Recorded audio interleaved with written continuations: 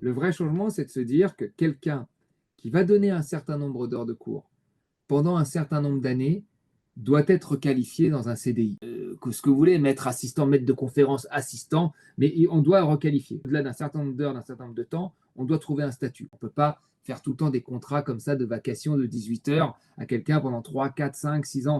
Je crois même que c'est interdit par le droit. Donc ça c'est la solution qu'il faudrait trouver pour tout le monde. Au-delà d'un certain nombre d'heures, sur un certain nombre d'années, on transforme ça en CDI et voilà. L'autre chose, les améliorations, mais qui devraient être normales, qui sont des améliorations cosmétiques, c'est mensualisation des salaires, qui n'a pas eu lieu malgré les revendications des profs.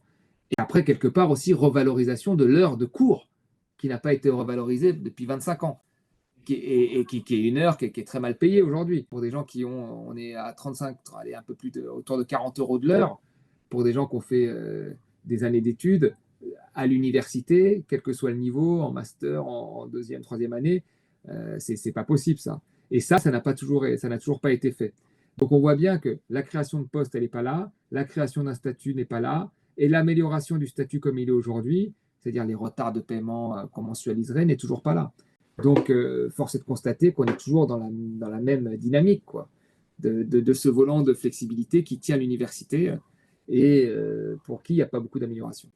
C'est quand même très, très surprenant, j'avais dire, notamment depuis notre point de vue un petit peu extérieur, qui est le nôtre ici à French Press ou depuis les États-Unis, que ces mouvements de grève ne se généralisent pas, alors que d'autres catégories professionnelles y parviennent finalement pour revendiquer les droits qui leur reviennent. Aujourd'hui, les volontés différentes, la division aussi un peu hiérarchique des diplômes, hein, comme tu l'as dit dans la question avant, ont fait qu'ils n'arrivent pas à parler d'une seule voix. De demander, ce ne serait pas le rôle des titulaires, des plus favorisés par ce système universitaire français. Ça ne serait pas à eux de prendre le parti des plus précaires parmi leurs collègues.